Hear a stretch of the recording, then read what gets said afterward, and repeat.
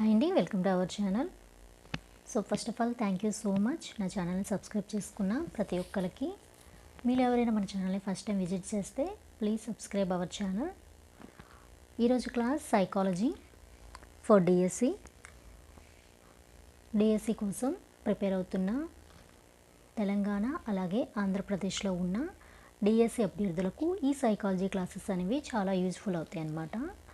ఈ క్లాసెస్ వచ్చేసి Telugu academy, old Telugu academy book నుంచి తీసుకోవటం జరుగుతుంది. అంటే దాంట్లో ఉన్న టాపిక్స్ని మాత్రమే ఎక్స్ప్లెయిన్ చేయడం జరుగుతుంది అనమాట. సో టుడే టాపిక్ వచ్చేసి విద్యా మనోవిజ్ఞాన శాస్త్రం పరిధి.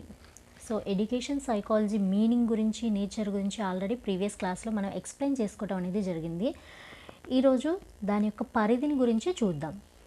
విద్యా మనోవిజ్ఞాన శాస్త్రాన్ని విద్యారంగంలో సమస్యలు పరిష్కరించడానికి ఉద్దేశించిన మనోవిజ్ఞానం అన్నమాట. సో ఏంటి ఎడ్యుకేషన్ సైకాలజీ అంటే, ఈ ఎడ్యుకేషన్ ఫీల్డ్లో ఏంటంటే నెంబర్ ఆఫ్ ప్రాబ్లమ్స్ అనేవి ఉంటాయి. సో వాటిని సాల్వ్ చేయాలి అంటే, వాటన్నిటిని పరిష్కార మార్గాలు కనిపెట్టాలి అంటే ఒక మంచి దానికి ఒక సపోర్ట్ అనేది కావాలి. అంటే ఆ సమస్యలన్నిటి నుంచి బయటపడటానికి ఒక సలహాదారుడు లాంటి వ్యవస్థ అనేది కావాలి, ఓర్ ఒక ఎన్సైక్లోపీడియా లాంటిది ఒకటి కావాలి అని చెప్పేసి వీళ్ళు ఉద్దేశించడానికి జరిగిందనమాట. ఎవరు? మన సైంటిస్టులు.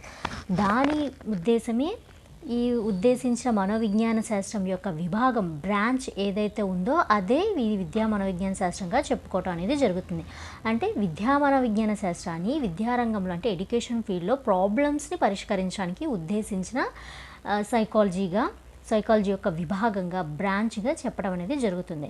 కొందరు ఈ రంగంలో అంటే ఈ ఎడ్యుకేషన్ ఫీల్డ్లో కానీ ఇలాగ విద్యారంగంలో అంటే ఎడ్యుకేషన్ సంబంధించిన ఫీల్డ్లో విస్తృతంగా పరిశోధన సాగిస్తున్నారు. అంటే నెంబర్ ఆఫ్ ఎక్స్పెరిమెంట్స్ అనేవి జరుగుతూనే ఉన్నాయి. ఎక్కడ? ఎడ్యుకేషన్ ఫీల్డ్లో. నేడు విద్యా మనోవిజ్ఞాన శాస్త్ర ప్రయోగశాలలు అంటే education with psychology with education, ఈ రెండు కలిపిందే విద్యా మనోవిజ్ఞాన శాస్త్రం, ఎడ్యుకేషన్ సైకాలజీ. ఇది ఒక బ్రాంచ్ ఆఫ్ సైకాలజీ అనమాట. ఈ ఫీల్డ్ ఏంటంటే విస్తృతంగా పరిశోధన సాగిస్తున్నారు. నవేడేస్ ఈ రోజుల్లో ఏంటంటే విద్యా మనోవిజ్ఞాన శాస్త్ర ప్రయోగశాలలు అలాగే పాఠ్య గ్రంథాలకు మాత్రమే పరిమితం అయి ఉండట్లేదు. సో ఇక్కడ ఏంటంటే ఈ రోజుల్లో ఇంకా ఈ విద్యా మనోవిజ్ఞాన శాస్త్రం, ఎడ్యుకేషన్ సైకాలజీ అనేది ఏదో ప్రయోగశాలలో ప్రయోగాలు చేయటం కానీ, ఏదో క్లాసెస్లో చెప్పుకునేటట్టు కానీ కాకుండా ఇంకా దాని యొక్క పరిధిని ఏం చేసింది, పెంచుకుంటూ వెళ్ళిందనమాట. ఒకప్పుడు ఇలా ఉండేది కానీ ఇప్పుడు అలా లేదనమాట.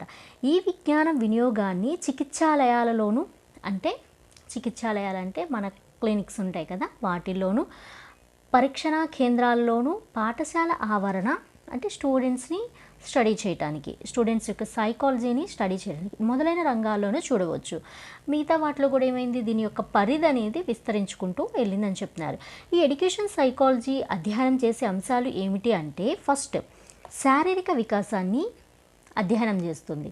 శారీరక వికాసం అంటే స్టూడెంట్స్, ఇక్కడ ఎడ్యుకేషన్ సైకాలజీ అంటే ఇది దేని చుట్టూ తిరుగుతుంది, ఒక స్టూడెంట్ యొక్క సైకాలజీని తెలుసుకోవటానికి ఇది పనిచేస్తుంది అనమాట.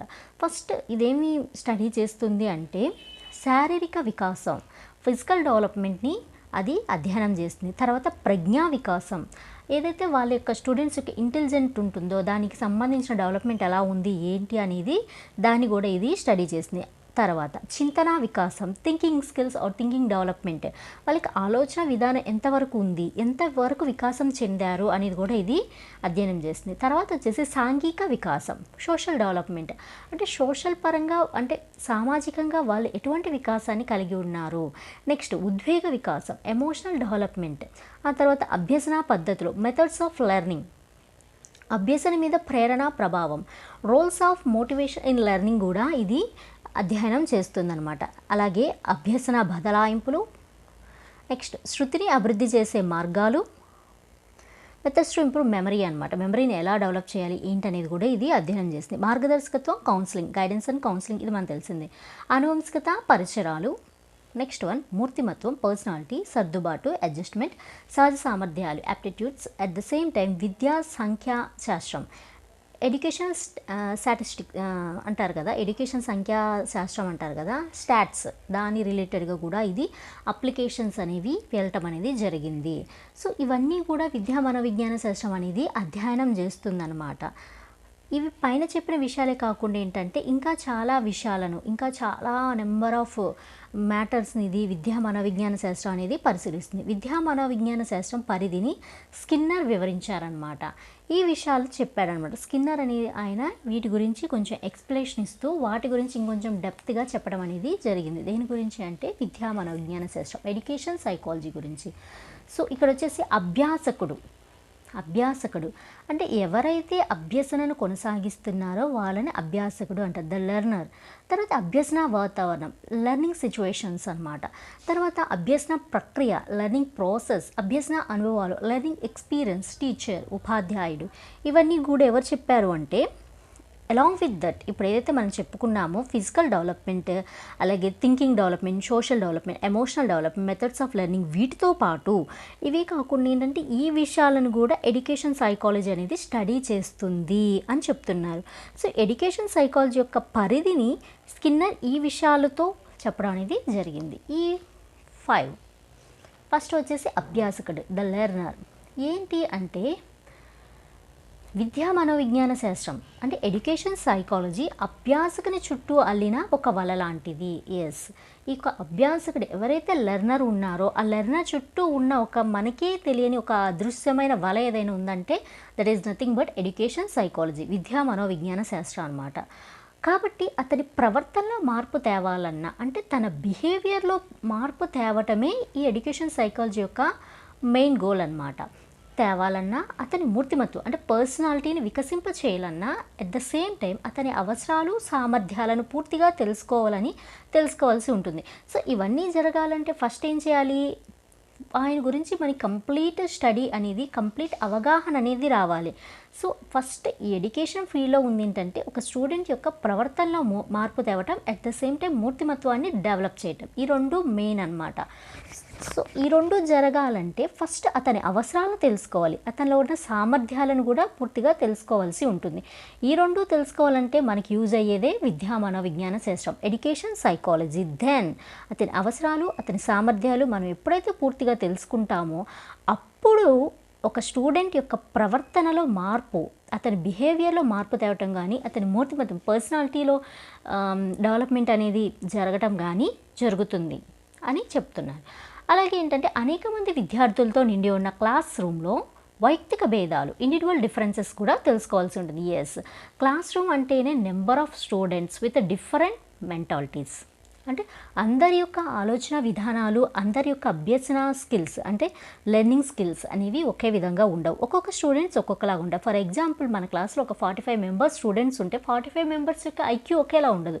At the same time 45 members students యొక్క వికాసం అంటే లెర్నింగ్ స్కిల్స్ అనేవి ఒకేలాగా ఉండవు. అట్ ద సేమ్ టైం వాళ్ళ పర్సనాలిటీ కానీ, బిహేవియర్ కానీ ఇవన్నీ కూడా టోటల్ డిఫరెంట్గా ఉంటాయి అన్నమాట.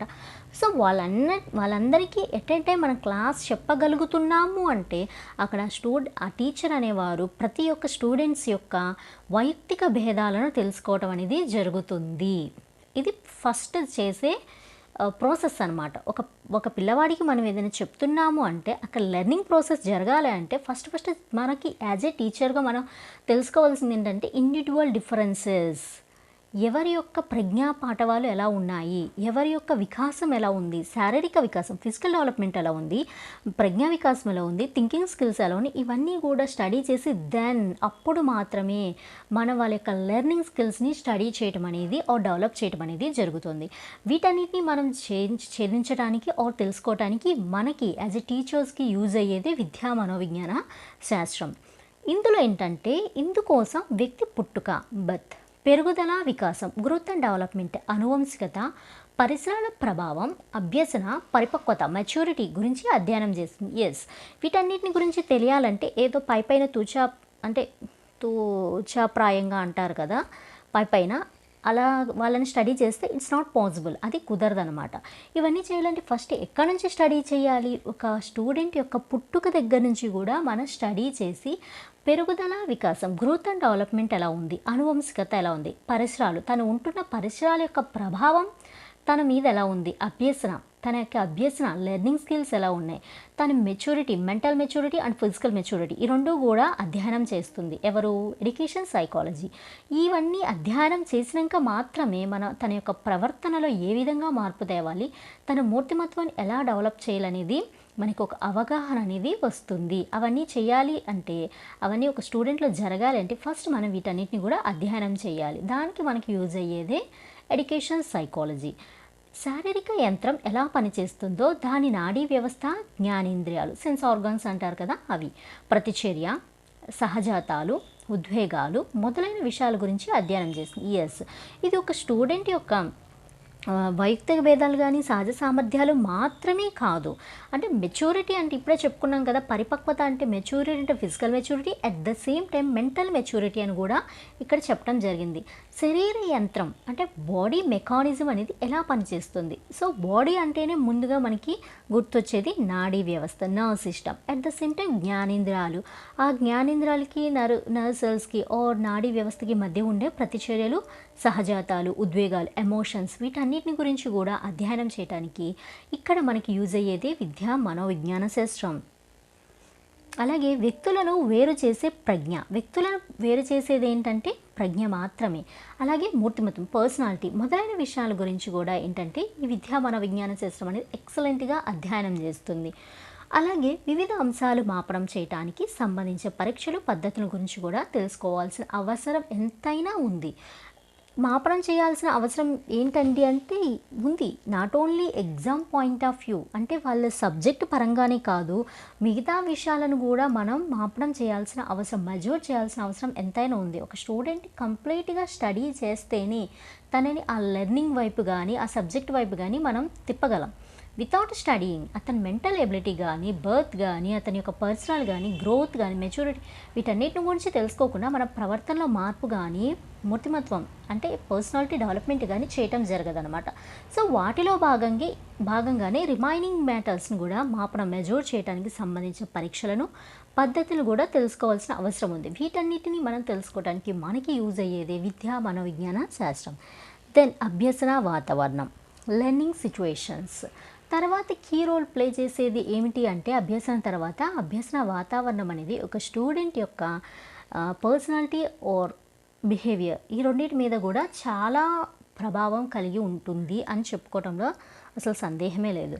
ఏంటి ఈ లెర్నింగ్ సిచ్యువేషన్స్ అంటే బోధన అభ్యసన ప్రక్రియ, అంటే టీచింగ్ అండ్ లెర్నింగ్ ప్రాసెస్ అనేది ప్రముఖంగా స్థలం, సమయం, ఆహ్లాదకరమైన బోధనాభ్యాస పరిస్థితులపై ఆధారపడి ఉంటుంది. ఈ రెండు ప్రాసెస్ అనేవి, ఈ రెండు ప్రక్రియలు అనేవి టీచింగ్ ఆర్ లెర్నింగ్ ఈ రెండు కూడా మెయిన్గా దేని మీద ఉంటున్నది, స్థలం, సమయం. ఈ రెండు కూడా చాలా ఇంపార్టెంట్. అది కూడా క్లమ్జీగా ఉండకూడదు. ఆహ్లాదకరమైన బోధనా అభ్యాస పరిస్థితుల పైన మాత్రమే ఆధారపడి ఉంటుంది. అటువంటి వాతావరణాన్ని మనం అభ్యసన వాతావరణం కింద చెప్పుకోవటం అనేది జరుగుతుంది. అభ్యసన వాతావరణం సక్రమంగా లేకపోతే మన చుట్టూ ఉన్న పరిసరాలు ఎప్పుడైతే మనం టీచ్ చేస్తామో మనకి మంచిగా అనిపించకపోతే అక్కడ టీచింగ్ అనేది ఒక ప్రాసెస్లో కానీ ప్రశాంతంగా కానీ మనం చేయలేం కదా. సో వాతావరణం సక్రమంగా లేకపోతే విద్యార్థి విద్యను సరిగ్గా అభ్యసించలేడు. Not only students, even teachers also. మనం సరిగ్గా కూడా అక్కడ లెసన్స్ అనేవి చెప్పలేం. ఎందుకు, చుట్టూ ఉన్న వాతావరణ పరిస్థితులు సరిగ్గా లేనప్పుడు ఎలా పాసిబుల్ అవుతుంది టీచింగ్ అనేది. సో అభ్యసన వాతావరణం అనేది నాట్ ఓన్లీ స్టూడెంట్స్ యొక్క లెర్నింగ్ మీద మాత్రమే కాదు, టీచర్ యొక్క టీచింగ్ మీద కూడా ప్రభావం చూపుతుంది.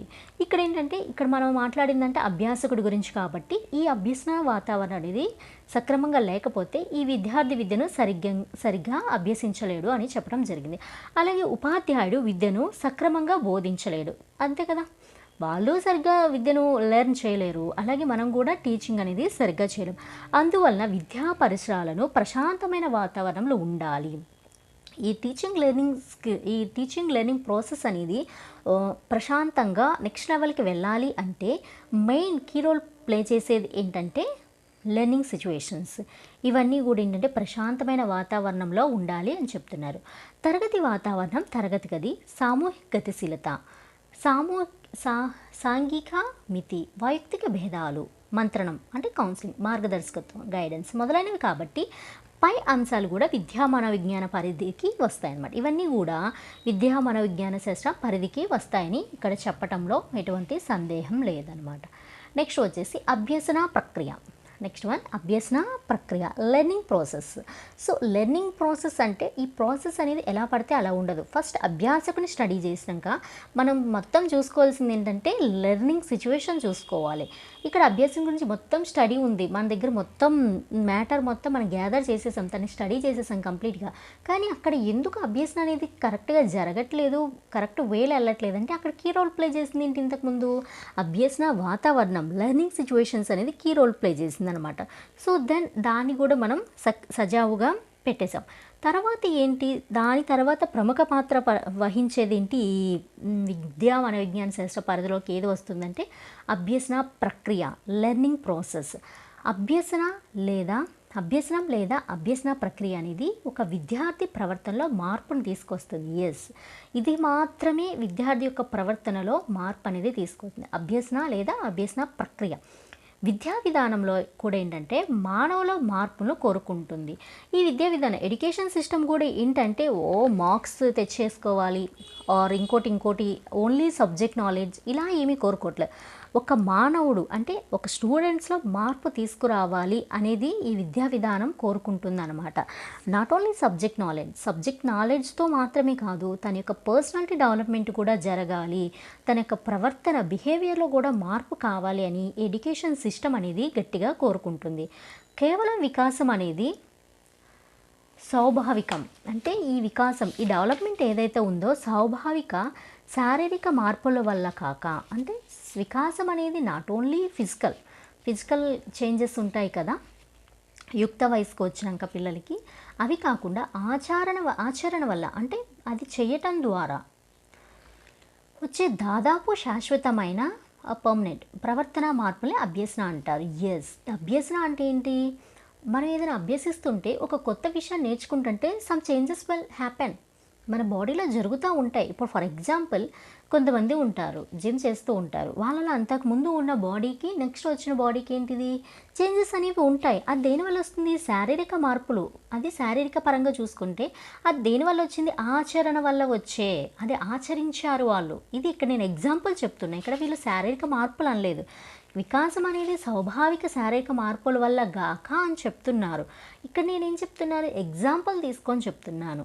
ఇక్కడ ఏంటంటే ఒక పర్సన్ ఉన్నారు, ఆ పర్సన్ చాలా జిమ్ చేసి తన శరీరంలో జరుగుతున్న కొన్ని మార్పులు కంట్రోల్ చేసి ఆ వెయిట్ గెయిన్ కానీ సంథింగ్ ఏదో ఒకటి ఆర్ వెయిట్ లాస్ని కానీ ఏదో ఒకటి చేసి తను ఏం చేయాలనుకున్నారు, అయితే వెయిట్ గెయిన్ అవ్వాలి లేకపోతే వెయిట్ లాస్ అవ్వాలి. అంటే మరీ బక్కపలుచుకున్న వారు బొద్దు కావాలని, అంటే బొద్దుగా అంటే సర్టెన్ బాడీ కావాలని, అలాగే బొద్దుగా ఉన్న వాళ్ళు తగ్గాలని, ఇలా ఏదో ఒకటి ఉంటుంది. అక్కడ శారీరక మార్పు అనేది దేనివల్ల వచ్చింది, ఆచరణ వల్ల మాత్రమే వచ్చింది.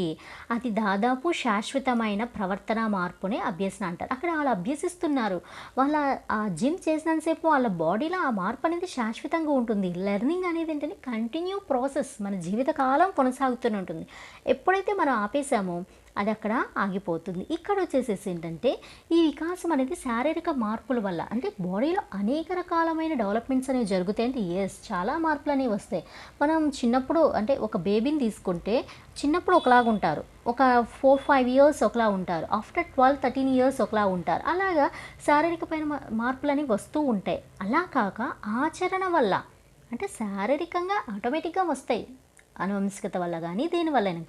అలా కాకుండా ఆచరించడం వల్ల వచ్చే, అంటే ఏదైనా లెర్నింగ్ నేర్చుకోవటం ద్వారా వచ్చే దాదాపు పర్మనెంట్గా వచ్చే ప్రవర్తన మార్పునే అభ్యసనగా డిఫైన్ చేయటం జరిగింది. ఈ మనోవిజ్ఞాన శాస్త్రంలో అంటే సైకాలజీలో జంతువుల మీద మానవుల మీద జరిపిన ప్రయోగాల వల్ల అభ్యసన సిద్ధాంతాలు రూపొందాయి. ఎస్, మనకి ఇక్కడ నెంబర్ ఆఫ్ అభ్యసన సిద్ధాంతాలనే వచ్చినాయి. అవేదో పైన చూసేసి చెప్పినవి కాదు, అవన్నీ కూడా ప్రయోగపూర్వకంగా నిరూపితమైన సిద్ధాంతాలు అనమాట. ఈ మనకి మనోవిజ్ఞాన శాస్త్రం, సైకాలజీ అంటేనే ఒక హ్యూమన్ని స్టడీ చేయటం అనమాట. అన్ని రకాలుగా ఒక పర్సన్ని స్టడీ చేయటమే ఈ సైకాలజీ యొక్క ఇదనమాట. సైకాలజీ అంటేనే స్టడీ ఆఫ్ హ్యూమన్ బీయింగ్స్ యొక్క మెంటాలిటీ, వాళ్ళ యొక్క పర్సనాలిటీ, వాళ్ళ యొక్క బిహేవియర్, వాట్ నాట్, అన్నిటినీ స్టడీ చేస్తుందన్నమాట ఈ సైకాలజీ. సో ఇవన్నీ ఈ సైకాలజీలో ఉన్న ప్రతి ఒక్క సిద్ధాంతం, అభ్యసన సిద్ధాంతం కూడా ఎలా వచ్చాయంటే అయితే జంతువుల మీద లేకపోతే మానవుల మీద జరిగిన ప్రయోగాల వల్ల వచ్చిన అభ్యసన సిద్ధాంతాలు అనమాట ఇవన్నీ. ఈ సిద్ధాంతాలను తరగతి గదిలో బోధన అభ్యసన సన్నివేశాలకు అన్వయించేదే ఎడ్యుకేషన్ సైకాలజీ. ఎస్, ఇవన్నీ ఏంటంటే ఎక్స్పెరిమెంటల్గా చేశారు. ఎవరి మీద? జంతువుల ప్రవర్తన మీద ఆర్ మానవ ప్రవర్తన మీద. అవన్నీ కూడా సైకాలజీలో పొందుపరచడం జరిగింది. అభ్యసన సిద్ధాంతాల రూపంలో పొందుపరిచారు. ఈ అభ్యసన సిద్ధాంతాలు ఎక్కడ యూటిలైజ్ చేసుకుంటున్నాం ఆర్ ఎక్కడ అప్లై చేసుకుంటున్నాం? తరగతి గది, క్లాస్ రూమ్లో అప్లై చేసుకోవడం అనేది జరుగుతుంది. ఇక్కడ అప్లికేషన్స్ అనేది జరుగుతుంది. Applied psychology in education system అంటే సైకాలజీ తీసుకెళ్ళి ఎక్కడ అప్లై చేస్తున్నాం? మనం ఎడ్యుకేషన్ సిస్టంలో అప్లై చేస్తున్నాం. ఎక్కడ? తరగతి గదిలో, టీచింగ్ టైంలో, at the same time learning. ఈ సన్నివేశాలకు ఏం చేస్తుంది? అప్లై చేయటం జరుగుతుంది. ఇలా అప్లై చేసేదే education psychology. That is nothing but education psychology, విద్యా మనోవిజ్ఞాన శాస్త్రం. తక్కువ వ్యవధిలో ఎక్కువ విషయాలు నేర్చుకోవటం ఎలా? అభ్యాసాన్ని ప్రోత్సహించే కారకాలు, స్మృతి, విస్మృతి ఎలా సంభవిస్తాయి, నైపుణ్యాలు, యాంత్రిక కౌశలాలు ఎలా నేర్చుకోవాలి, ఇటువంటి విషయాలన్నింటినీ కూడా ఈ ఎడ్యుకేషన్ సైకాలజీ దీనిలో చర్చిస్తుంది. ఏ విభాగంలో చర్చిస్తుంది అంటే అభ్యసన ప్రక్రియ అనే విభాగంలో చర్చిస్తుంది. నెక్స్ట్ వన్ వచ్చేసి అభ్యసన అనుభవాలు, లెర్నింగ్ ఎక్స్పీరియన్సెస్. నెక్స్ట్ వన్ వచ్చేసి అభ్యసన అనుభవాలు. ఒకసారి చూడండి. విద్యా లక్ష్యాలను సాధారణంగా విద్యా తాత్విక సామాజిక శాస్త్రాల ఆధారంగా రూపొందించడం. ఈ విద్యా లక్ష్యాలన్నీ ఏంటంటే ఎలా పడితే అలాగా మనం రూపొందించుకోలేదు కదా. అది విద్యా తాత్వికత్వం, అట్ ద సేమ్ టైం సామాజిక శాస్త్రాల నుంచి వాటిని బేస్ చేసుకొని ఈ విద్యా లక్ష్యాలు అనేవి రూపొందించడం జరిగింది. అయితే వీటిని సాధించడానికి, ఈ విద్యా లక్ష్యాలను సాధించడానికి అనువైన అభ్యసన అనుభవాలను అందించడంలో, అంటే విద్యా లక్ష్యాలు మనం సాధించడానికి కొన్ని అభ్యసన అనుభవాలు కావాలి. వాటిని అందించేది ఏంటిది? ఈ విద్యా మనోవిజ్ఞాన శాస్త్రం తోడ్పడుతుంది, యూజ్ఫుల్ అవుతుంది, సహాయం చేస్తుంది. ఎడ్యుకేషన్ సైకాలజీ అనేది విద్యా లక్ష్యాలను సాధించడానికి మనకి యూజ్ అవుతుంది. ఈ అనుభవాలు విద్యార్థుల వైయక్తిక భేదాల ఆధారం చేసుకొని రూపొందించడం జరిగింది. ఇది చాలా ఇంపార్టెంట్. ఒక క్లాస్ రూమ్లో మనం టీచ్ చేసామంటే అక్కడ ఎలా పడితే అలా చేస్తే కుదరదు. ప్రతి ఒక్క విద్యార్థి యొక్క వైయక్తిక భేదాలను అక్కడ స్టడీ చేసి దెన్ వీ కెన్ టీచ్. అప్పుడు మాత్రమే వాళ్ళకి టీచ్ చేయడం అనేది జరుగుతుంది. వాళ్ళ యొక్క వైయక్తిక భేదాలను ఆధారం చేసుకున్నప్పుడు మాత్రమే అభ్యసన ప్రక్రియ or learning process or teaching process, learning or teaching process అనేది సక్సెస్ఫుల్ అవుతుంది. సో ఇది ఈ పిల్లలని ఇలా వాళ్ళ యొక్క వైయక్తిక భేదాలను ఆధారం చేసుకున్నప్పుడు మాత్రమే మనకి వాళ్ళలో అభ్యసన అనుభవాలు అనేవి ఏర్పడతాయి. దీనికి మనకి యూజ్ అయ్యేదే ఎడ్యుకేషన్ సైకాలజీ. సరైన అభ్యసన అనుభవాలు రూపకల్పనలో తోడ్పడే పద్ధతులు, విధానాలు విద్యా మనోవిజ్ఞాన శాస్త్రం తెలియజేస్తుంది. దాని యొక్క ఒక వే ఉంటుంది, ప్రతిదానికి ఒక వే ఉంటుంది. ఎలా పడితే అలా లెసన్స్ టీచ్ చేయలేం, ఎలా పడితే అలా అక్కడ పిల్లవాడి మెంటాలిటీని స్టడీ చేయకుండా మనం ఎంత సబ్జెక్ట్ ఎంత డెప్త్గా చెప్పినా, ఎంత ఎఫెక్టివ్గా చెప్పినా దెర్ ఈజ్ నో యూజ్. ఎప్పుడైతే మనం ఒక స్టూడెంట్ యొక్క వైయక్తిక భేదాల్ని ఐడెంటిఫై చేసి స్టడీ చేసి మనం చెప్తున్నామో ఆ ప్రాసెస్, అభ్యసన విధానం, ఆ లెర్నింగ్ అనేది సక్సెస్ఫుల్ అవుతుంది. మెయిన్ ఇక్కడ మనం చేయాల్సింది ఒక స్టూడెంట్ని కంప్లీట్గా స్టడీ చేయాలి. దెన్ మన టీచింగ్ అనేది, ఆ లెర్నింగ్ స్కిల్స్, ఆ లెర్నింగ్ ప్రాసెస్ అనేది మనం స్టార్ట్ చేయాలన్నమాట. వీటన్నిటికీ మనకి యూజ్ అయ్యేదే ఎడ్యుకేషన్ సైకాలజీ. శారీరక మానసిక స్థాయిలకు అనుగుణంగా పాఠ్య ప్రణాళిక రూపకల్పనలోనూ, అంటే ఇక్కడ పాఠ్య ప్రణాళిక లెసన్ ప్లాన్స్ కూడా ఎలా రూపొందిస్తున్నారంటే ఒక స్టూడెంట్ యొక్క శారీరక అట్ ద సేమ్ టైం మానసిక స్థాయిలు, అంటే ఫిజికల్ అండ్ మెంటల్ వాళ్ళ యొక్క లెవెల్ని బట్టి మాత్రమే ఈ పాఠ్య ప్రణాళికలను రూపొందించడంలోను, అలాగే పాఠ్యాంశాలను అమరికలోను, అంటే లెసన్స్ ఉంటాయి కదా వాటిని అడ్జస్ట్ చేయడంలోనూ తోడ్పాటును అందిస్తుంది ఎడ్యుకేషన్ సైకాలజీ. అభ్యసన అనుభవాల రూపకల్పన, అభ్యసన అనుభవాలు అంటే వాటిని రూపొందించాలి అంటే ఎంపిక నిర్వహణలో అవసరమైన జ్ఞానం చాలా అవసరం. అంటే వీటన్నిటిని ఎలా పడితే అలా చేయలేం, వీటికి ఎంతో నైపుణ్యం కావాలి, అట్ ద సేమ్ టైం చాలా నాలెడ్జ్ కావాలి. వీటన్నిటిని, ఈ జ్ఞానాన్ని ఉపాధ్యాయులకు అందించేదే ఎడ్యుకేషన్ సైకాలజీ. నెక్స్ట్ ఉపాధ్యాయుడు. అనుకున్న లక్ష్యాలను సాధించడానికి ఏ బోధన అభ్యాస ప్రక్రియలోనైనా ఉపాధ్యాయునికి ప్రత్యేక స్థానం కల్పించవలసిన అవసరం ఉంది. ఎస్, ఇక్కడ ఎడ్యుకేషన్ సిస్టంలో కీ రోల్ ప్లే చేసేది ఉపాధ్యాయుడు అనమాట. ఏదైతే లక్ష్యాలు సాధించాలో అక్కడ అన్ని వనరులు మనకు ఉంటాయి, కానీ మెయిన్గా ఉండాల్సిన వనరు ఏంటంటే టీచర్. ఆ టీచర్ వల్ల మాత్రమే ఏ బోధన అభ్యసన ప్రక్రియలోనైనా ఈ టీచర్కి ఉన్నంత ప్రత్యేకమైన స్థానం ఇంకెవరికి ఉండదు. అది ఖచ్చితంగా కల్పించాల్సిన అవసరం ఉంది. ఎందుకంటే బోధన అభ్యసన ప్రాసెస్ అనేది విజయవంతం అవుతుందా కాదా అనేది ఉపాధ్యాయుని సామర్థ్యాల మీద మాత్రమే ఆధారపడుతుంది. ఎస్, అక్కడ ఎంత ఫెసిలిటీస్ను మనం క్రియేట్ చేసినా, ఎన్ని వనరులు ఉన్నా, అక్కడ స్టూడెంట్స్ అనే వాళ్ళు వాళ్ళ యొక్క థింకింగ్ స్కిల్స్ కానీ ప్రజ్ఞా వికాసాలు కానీ హై లెవెల్లో ఉన్న ఒక సమర్థవంతమైన టీచర్ లేకపోతే అదంతా కూడా బూడిదలో పోసిన పన్నీరు అంటారు కదా, అలా అయిపోతుందని ఇక్కడ చెప్పడం జరుగుతుంది. సో విజయవంతం అవుతుందా కాదా అంటే అక్కడ అది టీచర్ యొక్క సామర్థ్యాలు, ఎబిలిటీ మీద మాత్రమే ఆధారపడి ఉంటుంది. కోరినవన్నీ ఉన్నా, ఇప్పుడు నేను చెప్పే కదా అదేనమాట, కోరినవన్నీ ఉన్నా అసమర్థుడైన ఉపాధ్యాయుని వల్ల అవన్నీ నిర్వీర్యం అయిపోతాయి. ఎస్, మనకు అన్నీ ఉన్నాయి, అన్ని ఫెసిలిటీస్ ఉన్నాయి, ఎక్కడికో పిల్లలకి మంచి సబ్జెక్ట్ ఇవ్వాల్సిన అవసరం ఉంది.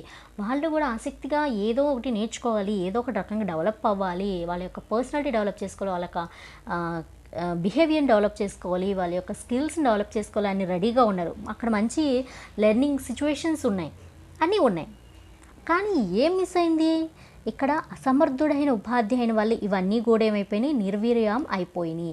అదే ఒక సమర్థవంతమైన ఉపాధ్యాయుడు ఉన్నట్టయితే ఇవన్నీ లేకున్నా కూడా అక్కడ ఆ ప్రాసెస్ అనేది సక్సెస్ఫుల్ అవుతుంది అని ఇక్కడ చెప్పడం జరిగింది. ఉపాధ్యాయుడి విద్యార్థుల సమస్యలు తొలగించుకుంటూ వాళ్ళ సంపూర్ణ మూర్తిమత్వాన్ని, చక్కని ప్రవర్తనను అభివృద్ధిపరచవలసి ఉంటుంది. ఎస్, సో ఈ స్టూడెంట్స్కి వచ్చిన ప్రాబ్లమ్స్ కోసం వీళ్ళు ఎక్కడికో వెళ్ళి వేరే వాళ్ళ దగ్గరికి వెళ్ళి ఆ ప్రాబ్లమ్ని చర్చించాల్సిన అవసరం లేదనమాట. యాజ్ ఏ టీచర్గా మనమే వాళ్ళ యొక్క ప్రాబ్లమ్స్ని తెలుసుకొని ఆ సమస్యలు ఏం చేయాలి, మనమే తొలగించాలి. వాళ్ళని వేరే వాళ్ళ దగ్గరికి వెళ్ళండి, గైడెన్స్ కోసం వాళ్ళ దగ్గరికి వెళ్ళండి, కౌన్సిలింగ్ కోసం ప్రిన్సిపల్ దగ్గరికి వెళ్ళండి, or some other subject teacher దగ్గరికి వెళ్ళండి అని చెప్పకూడదు. యాజ్ ఏ టీచర్గా ప్రతి ఒక్క స్టూడెంట్స్కి వాళ్ళ ప్రాబ్లం ఏదైతే మన దగ్గరకు వచ్చిందో ఆ సమస్యలన్నిటి మనమే క్లియర్ చేయాలి. అట్ ద సేమ్ టైం వారిలో సంపూర్ణ మూర్తిమత్వాన్ని, అంటే కంప్లీట్ పర్సనాలిటీ డెవలప్మెంట్కి, చక్కని ప్రవర్తనకి, అంటే మంచి బిహేవియర్ని అభివృద్ధిపరచవలసిన అవసరం ప్రతి ఒక్క టీచర్ యొక్క బాధ్యత ఎంతైనా ఉంటుంది. కాబట్టి దానికోసం ఏం చేయాలంటే ముందు ఉపాధ్యాయుడు ఈ ఎడ్యుకేషన్ సైకాలజీ యొక్క పరిజ్ఞానాన్ని కలిగి సంసిద్ధుడై ఉండాలి. ప్రతి ఒక్క టీచర్కి ఉండవలసిన మెయిన్ ఏంటంటే అలాంగ్ విత్ ద సబ్జెక్ట్ నాలెడ్జ్తో పాటు ప్రతి ఒక్క టీచర్కి సైకాలజీ రిలేటెడ్ నాలెడ్జ్ కూడా ఉండాలి. అంటే అతను సైకాలజీ టీచర్ కూడా అయి ఉంటేనే అక్కడ అభ్యసన అనేది కంప్లీట్గా ఏమవుతుంది, సక్సెస్ఫుల్ అవుతుంది. మనం ఒక టీచర్ అవ్వటానికి ముందు ఒక సైకాలజీ టీచర్ అవ్వాల్సిన అవసరం ఎంతైనా ఉంది. మనం ఆ సైకాలజీ రిలేటెడ్ పరిజ్ఞానాన్ని పెంపొందించుకోవాలి ప్రతిరోజు. యాజ్ ఏ టీచర్గా ఒక మనోవిజ్ఞాన శాస్త్ర పరిజ్ఞానాన్ని కలిగి సంసిద్ధుడై ఉండాలి. ఏ సబ్జెక్ట్ టీచ్ చేసినా కూడా each and every teacher is nothing but A psychology teacher. అంటే కొంతమంది ఏంటంటే ఆ సైకాలజీ రిలేటెడ్గా ఆ సైకాలజీని కూడా టీచ్ చేస్తారు కాబట్టి, అంటే సైకాలజీ టీచర్స్ కూడా ఉంటారు కాబట్టి అది నెక్స్ట్ లెవెల్కి వెళ్తుంది. కానీ కొంతమంది టీచర్స్ ఏంటి, ఓన్లీ సబ్జెక్ట్ టీచర్స్ ఉంటారు. అంటే ఫర్ ఎగ్జాంపుల్ ఫిజిక్స్, సోషల్, అది ఓన్లీ వాళ్ళ సబ్జెక్ట్ అవుతుంది. సో వాళ్ళు కూడా ఈ సైకాలజీని నేర్చుకొని, అంటే నేను ఫర్ ఎగ్జాంపుల్ చెప్తున్నానండి, మిగతా సబ్జెక్ట్స్ కూడా ఉంటాయి, వాళ్ళు కూడా ఈ సైకాలజీ యొక్క పరిజ్ఞానాన్ని తెలుసుకొని ఆ క్లాస్ రూమ్లో ఆ లెర్నింగ్ స్కిల్స్కి వాళ్ళు సంసిద్ధులై ఉండాలి అని చెప్తున్నారు. అందుకు తగిన అంశాలైన మూర్తిమత్వ లక్షణాలు, పర్సనాలిటీ, సంఘర్షణ, వ్యాకులత, ఉద్రిక్తలను తొలగించుకోవటంలో నేర్పు, ప్రేరణ, ఆకాంక్ష స్థాయిలు, సర్దుబాటు, మానసిక ఆరోగ్యం, బోధనపై తన అభిరుచి, సహజ సామర్థ్యాలు, వైఖరుల గురించి విషయాలను విద్యా మనోవిజ్ఞాన శాస్త్రం వివరిస్తుంది. సో ఇవన్నీ ఏంటంటే ముందు ఒక టీచర్ యొక్క మూర్తిమత్వ లక్షణాలను తెలుసుకోవాలి. తనలో ఉన్న సంఘర్షణలు, వ్యాకులతలు, ఉద్రిక్తలు వీటన్ని తొలగించుకోవటంలో, తనకు తానే తొలగించుకోవటంలో నేర్పు కలిగి ఉండి ప్రేరణ కూడా ఉండాలి, మోటివేషన్ అవ్వాలి, తనకు తానుగా మోటివేషన్ అవ్వాలి, ఆకాంక్షల స్థాయిలు కూడా వేరే లెవెల్లో ఉండాలి. అలాగే సర్దుబాటు, మానసిక ఆరోగ్యం కూడా ఎక్కువ ఉండి బోధనపై ఏం చేయాలి, అభిరుచి, ఒకలాంటి ఇష్టం కూడా ఉండాలి. ఇవన్నీ కూడా ఒక టీచర్కి ఉండాలంటే ఈ విద్యా మన విజ్ఞాన శాస్త్రం అనేది వారికి వివరిస్తుంది ఎలా ఉండాలి ఏంటని. ఉపాధ్యాయునికి సరైన పాఠ్య పరిజ్ఞానం ఉండాలి. అంటే subject knowledge of the subject అనేది ఉపాధ్యాయునికి ఖచ్చితంగా ఉండాలి అని చెప్తున్నారు. దీంతోపాటు భావ ప్రసరణ కౌశలం, కమ్యూనికేషన్ స్కిల్స్ చాలా ఇంపార్టెంట్. అతడు విద్యార్థులకు ఆదర్శప్రాయుడిగా అంటే మోడల్గా ఉండాలి. యాజ్ ఏ టీచర్గా ఏంటంటే మనల్ని పిల్లలు మోడల్గా తీసుకుంటారు కాబట్టి మన యొక్క behaviour, way of thinking, way of talking ప్రతి ఒక్కటి కూడా మనం ఎలా ఉండాలంటే మంచిగా ఉంచుకోవాలి అని చెప్తున్నారు. విద్యార్థులందరినీ సమదృష్టితో చూసి ఉపాధ్యాయుడు చక్కగా రాణించగలుగుతారు. పిల్లల్లో వైయక్తిక భేదాలు ఉంటాయి కానీ టీచర్ ఆ వైయక్తిక భేదాలను పిల్లలకు చూపించాల్సిన అవసరం లేదు. అందరినీ ఒకే రకంగా చూడాలి, అందరినీ ఒకే రకంగా ట్రీట్ చేయాలి అనేది ఈ విద్యా మన విజ్ఞాన శాస్త్రం, ఎడ్యుకేషన్ సైకాలజీ అనేది చెప్తుంది. నెక్స్ట్ క్లాస్లో విద్యా మన విజ్ఞాన శాస్త్ర అధ్యయన పద్ధతులు, మెథడ్స్ ఆఫ్ ఎడ్యుకేషన్ సైకాలజీ గురించి నెక్స్ట్ క్లాస్లో ఎక్స్ప్లెయిన్ చేసుకుందాం. Thank you.